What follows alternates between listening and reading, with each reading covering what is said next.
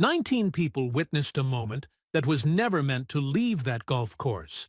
There was no broadcast, no press tent, no live leaderboard that the public could follow. Just 18 holes, a man who said the wrong words at the wrong time to the wrong person, and a single golf shot on a par 4 that silence followed for 4 seconds before anyone in the group could find breath enough to speak. Shoal Creek Golf and Country Club, Birmingham, Alabama. Wednesday, October 9th, 1996. Late morning. It's just past 11 in the morning. The sky above Shoal Creek is the particular blue that Alabama produces in October, deep and cloudless. The kind of sky that makes the shadows on the fairway look carved.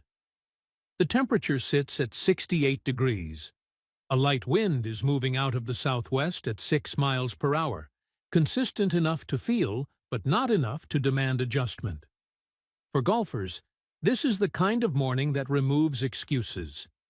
The conditions are as close to perfect as outdoor sport ever provides. Whatever happens today will happen because of the golfer, not the weather. The club is private and serious. Jack Nicklaus designed the course in 1977, and it has hosted the PGA Championship. The fairways are cut to a height that rewards precision. The greens are fast and sloped in ways that demand knowledge, not just skill. The course does not offer charity to players who do not understand it. 19 people are present. 8 caddies, 6 members of a private corporate outing, there are 4 invited guests, and 1 man who was extended a personal invitation by the club's president and who arrived 30 minutes early, alone, in a black SUV, carrying his own bag to the range before anyone else was on the property. Michael Jordan is 33 years old. He stands 6 feet 6 inches tall. His golf handicap, at this point in his life, is officially listed at 3.2, though people who have played with him regularly will tell you that number understates what he has become on a course when the stakes are high enough to require his full attention.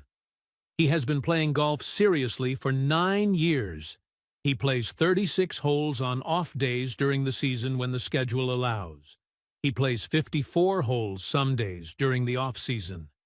He thinks about golf the way he thinks about everything, not as a game to be enjoyed casually, but as a system to be understood completely. So a puzzle to be disassembled until every piece is visible and every solution is mapped. He is here because Raymond Cross invited him. Cross is a 54-year-old Birmingham real estate developer who has been a club member for 20 years and who met Jordan twice before through mutual business contacts. The invitation was for a Wednesday morning corporate round, casual in format, competitive by nature, as with a standing tradition of side bets among the participants that have grown over the years into something more serious than casual. Jordan accepted the invitation 3 weeks ago with a single condition. He wanted a genuine competitive round, not a photo opportunity, not a celebrity exhibition. He wanted to play golf. He is on the practice green when the rest of the group arrives at 10:45.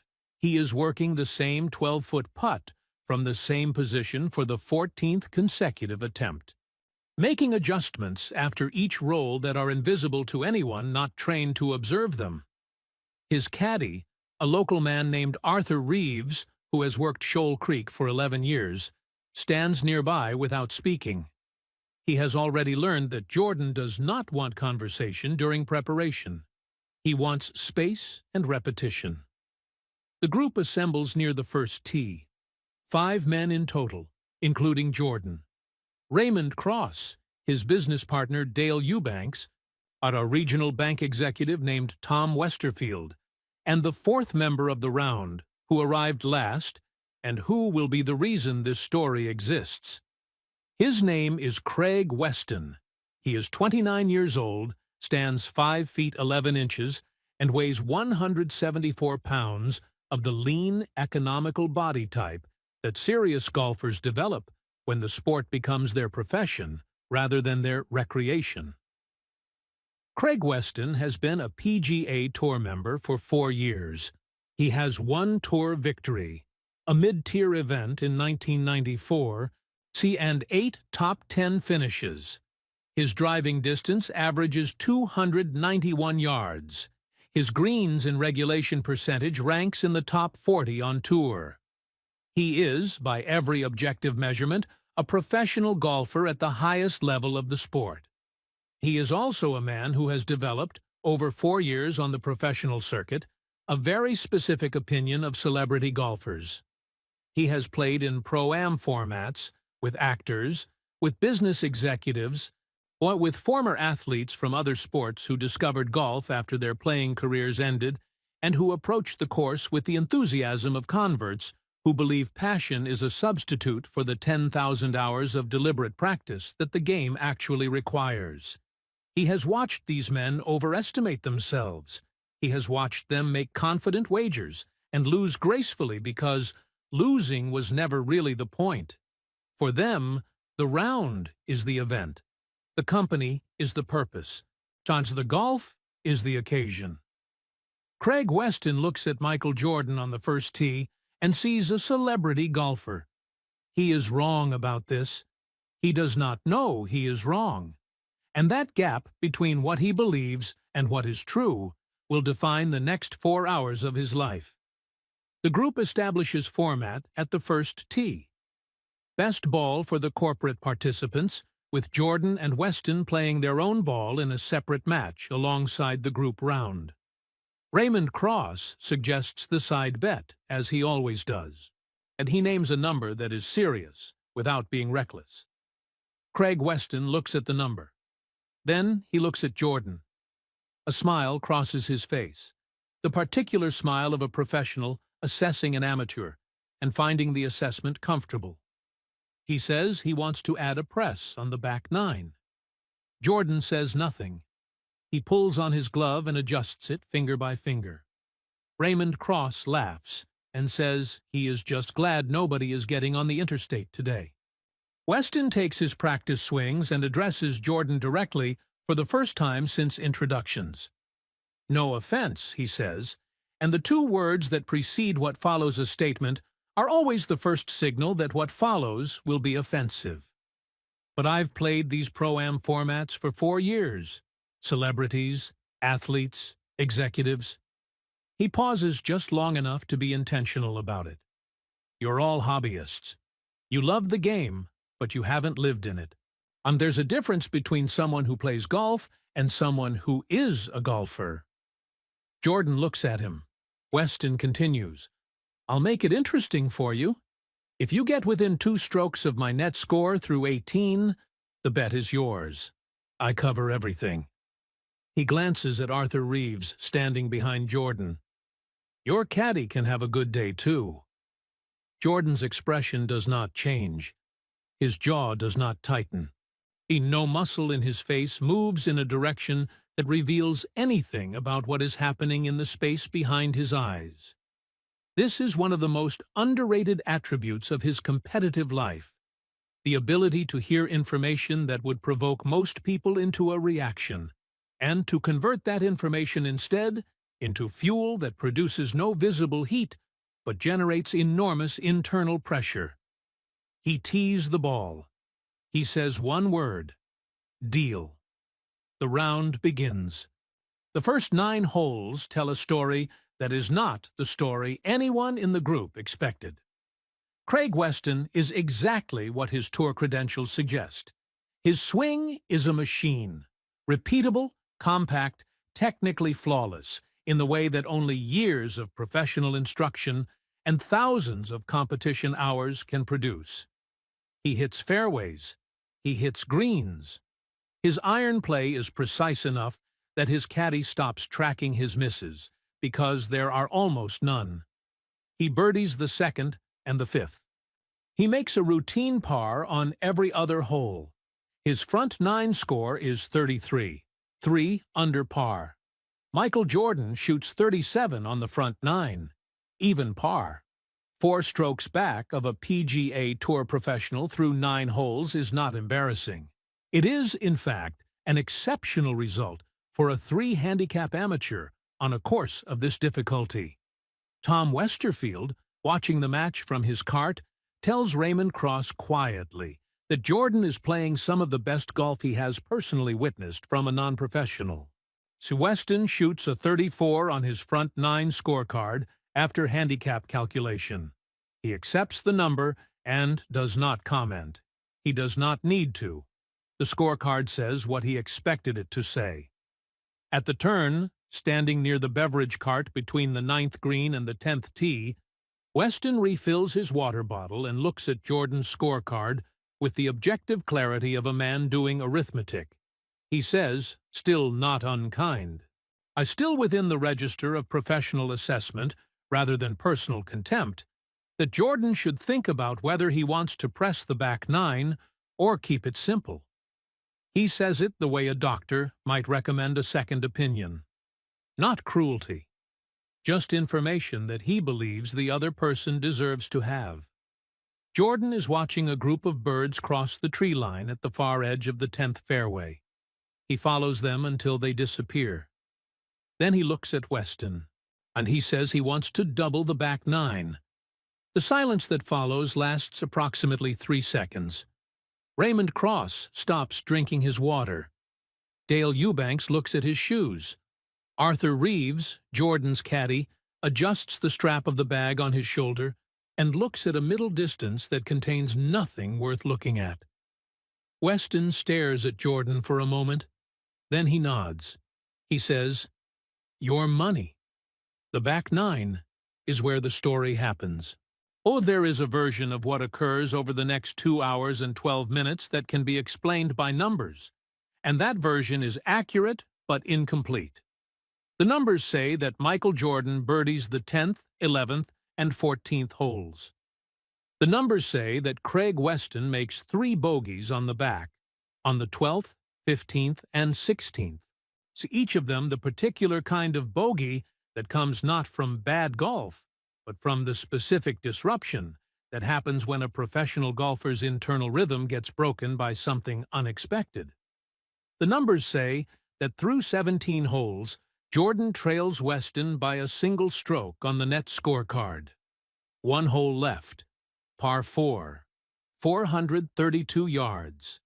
A slight dogleg right with a bunker complex protecting the left side of the green, and a false front that returns anything short back to the fairway in what the membership calls the cruelest 8 feet in Alabama golf.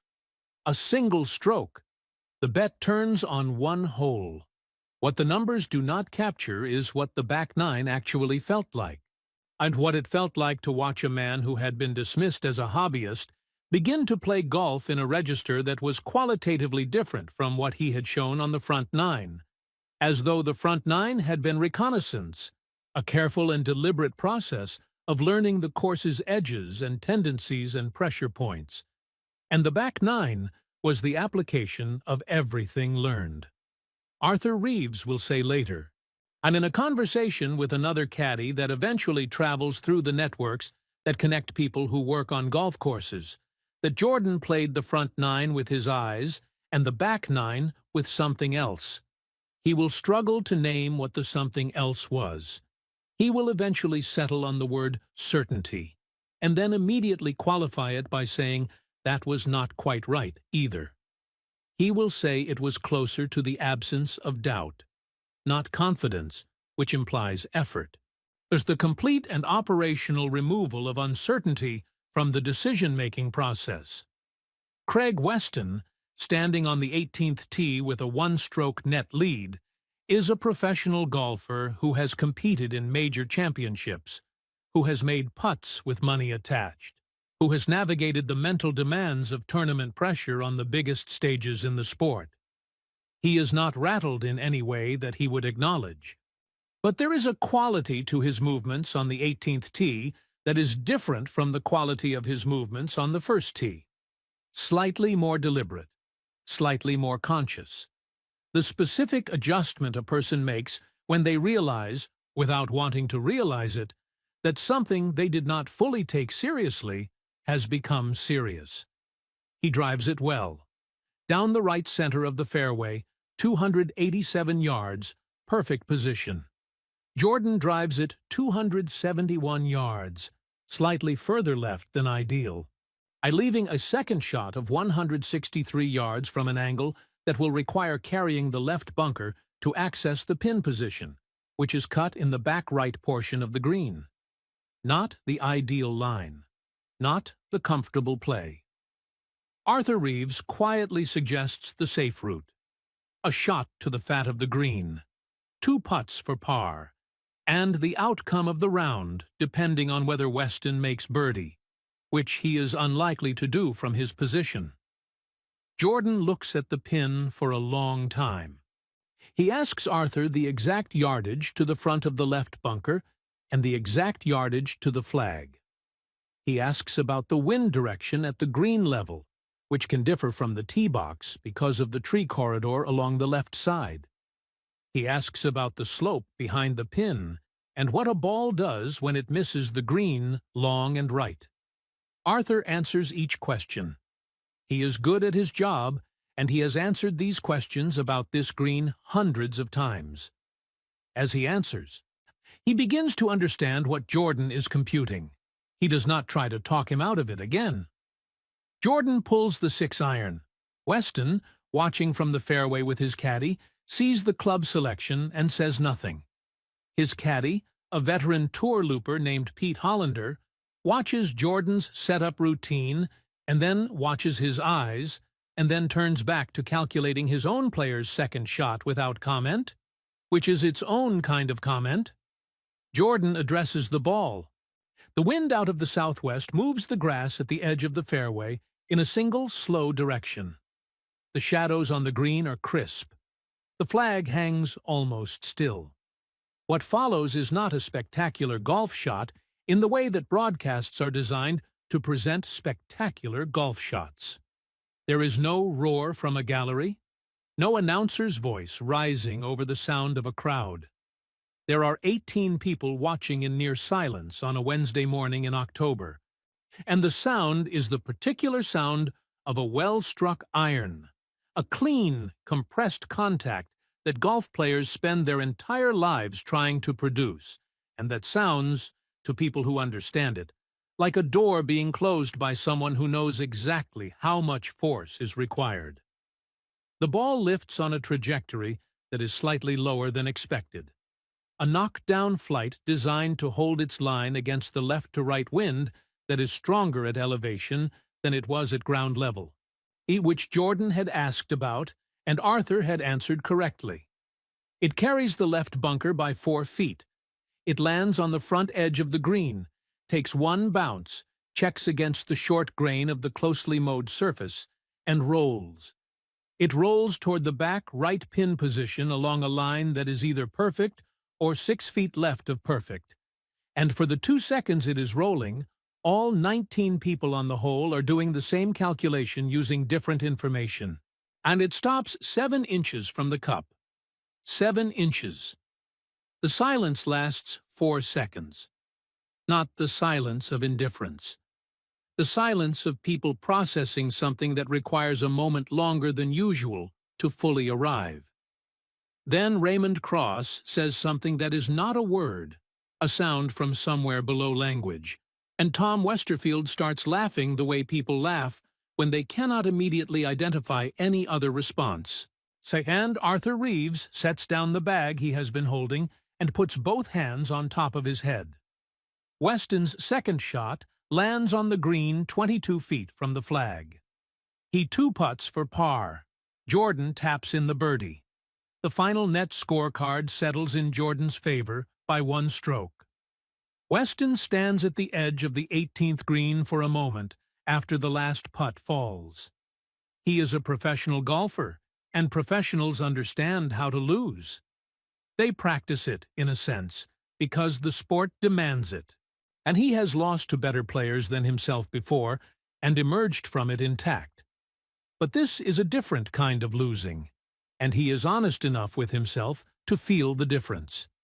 He has not lost to a better golfer, not in the way the tour measures these things. He has lost to something that the tour has no category for. He has lost to a man who decided to understand the game the way he understood everything else.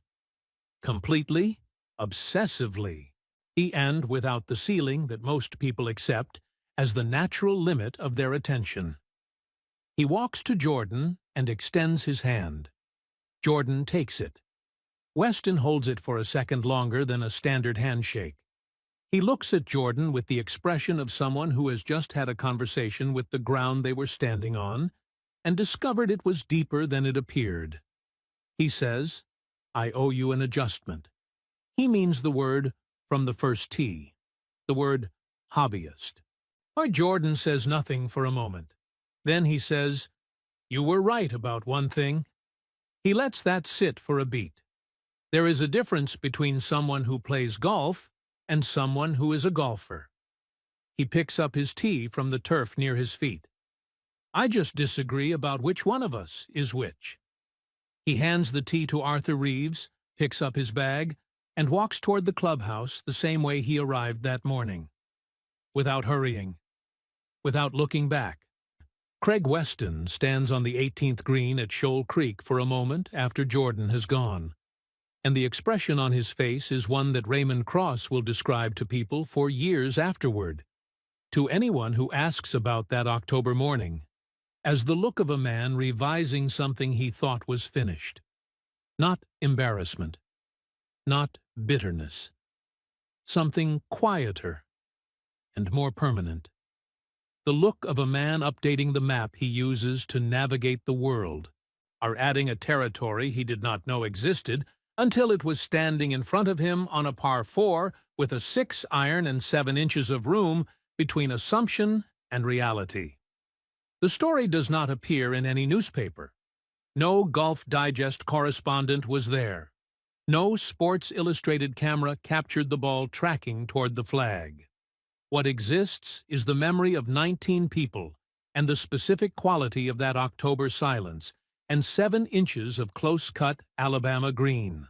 What also exists is a lesson that the shot contained, whether Jordan intended it to be a lesson or not.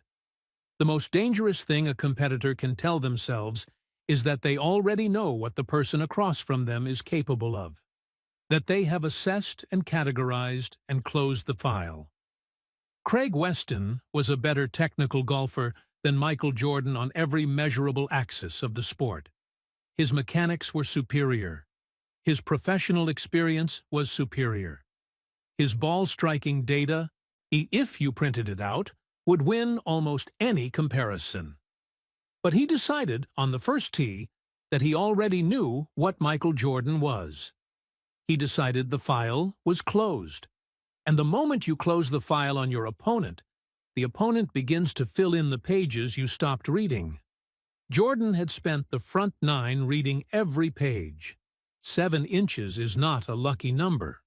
7 inches is what happens when a man who has built his entire life on the principle that preparation is the answer to every question faces a situation where someone has told him he does not belong, and responds the only way he knows how.